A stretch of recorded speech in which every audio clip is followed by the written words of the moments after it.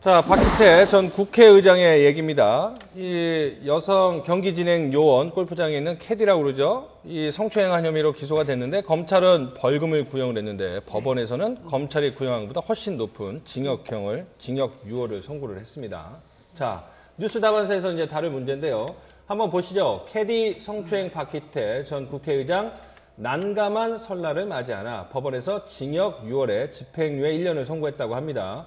자, 보통 이제 검찰이 높게 구형하고 법원이 이런 감형 생각해서 양형하는 게 상식적인 순리인데 거꾸로 가는 경우에는 어떤 경우가 거꾸로 갑니까? 사실 저도 이 박희태 전 국회의장이 처음에 검찰에서 수사 받을 때부터 좀 우리가 특혜 논란이 있었죠. 예, 새벽에 와서 받고 경찰관 차 타고 다시 집으로 돌아가고 그러면서 검찰이 좀 봐주기 수사하는 거 아니냐. 그러면 기소유예나 아니면은 뭐 벌금형에서 약식명령 청구하는 거 아니냐 이런 식으로 갔었거든요. 그런데 정식 기소를 했어요. 저는 처음에 그 기사를 접하고 이제 이런 특혜는 없어졌나 보다. 정식 기소를 한다는 거는 벌금형을 구형하지 않는다는 뜻이거든요. 그래서 그러면 검찰에서는 어떤 실형을 구형을 하고 그러면 법원에서 집행유예가 나오겠다라는 게 이제 저의 예상이었는데 벌금형 구형을 한 거예요. 그래서 이런 경우는 글쎄 저는 처음에 그 기사를 보고 너무 당황스러워서 아니 그럴 거면 정식 기소는 왜 했나라는 거였거든요. 그러니까 그래서 벌금형을 구형을 했는데 거기에 대해서 이제 재판부는 본 거죠. 재판부는 봐서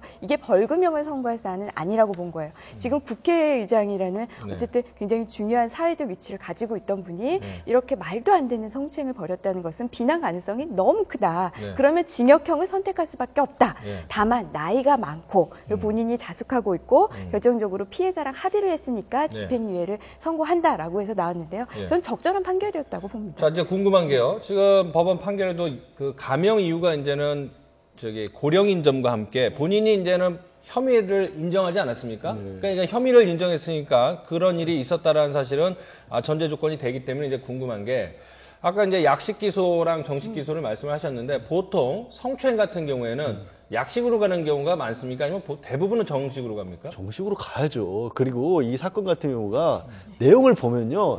그러니까 약식으로 갈 만한 사안이 아니었어요. 그럼요. 약식으로 갈 만한 사안인 게 처음에 얘기했을 때는 뭐 손녀 같아서 했고 남들 다 보고 뭐 부인도 있었으니까 그런 자리에서 무슨 성추행을 하냐고 했는데 판결문 내용을 보니까 이게 전혀 그럴 만한 사안이 아니셨더라고요. 이게 끊임없이 처음에 이제 골프채 건네준다고 하면서 이렇게 팔꿈치 슬쩍 만지더니 계속해서 다른 사람 없을 때마다 이렇게 신체를 일부러 계속 접촉을 시도를 하신 거예요. 한 라인원을 도는 동안에 3시간 동안 계속해서 치근대신 거죠, 일종의. 그러면 이 정도는 성추행은 한 번 손 갈 때마다 한 번씩 범죄 또 저지르는 겁니다, 이게. 그럼 상습이 되는 거네요? 그러니까 물론 이제 계속해서 짧은 기간에 하기 때문에 그만큼 중범죄라는 거죠. 그래서 이 정도 했으면은 뭐 저 보통 이제 성범죄나 이런 거 담당하는 변호사님들에게 여쭤보니까 한 10개월에서 1년까지도 구형이 가능한 정도의 죄였다고 해요. 그래서 300만 원 덜컥 약식 기소한 것은 이 검찰이 안 맞는 경우고 저는 사실 제일 곤혹스러운 사람은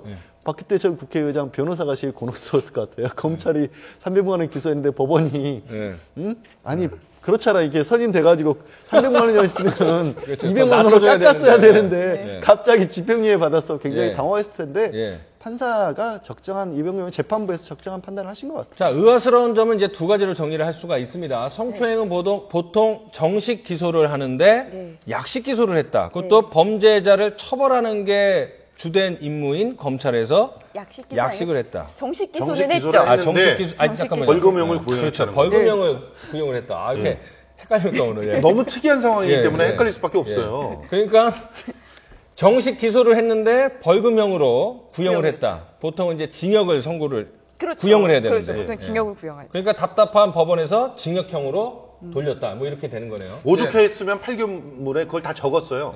판결문에 왜 그렇게 나올 수밖에 없느냐. 말씀하신 대로 굉장히 완화시켜서 얘기했지만 엉덩이와 가슴을 손으로 움켜쥐는 등 지속적으로 신체적 접촉을 했다. 이게 왜 이 부위를 얘기하냐면 이게 손녀라고 해서 이뻐할 수 있는 부위가 아니라는 거죠.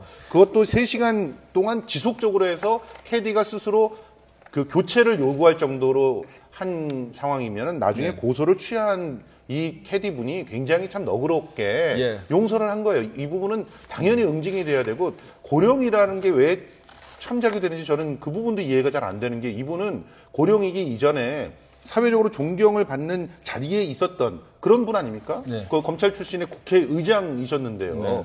당연히 거기에 대해서 가중처벌을 해야죠. 사회 지도층 인사가 이런 일들 할 때 더 무겁게 처분을 해야 네. 그래야 도덕이 바로 서지 않겠습니까?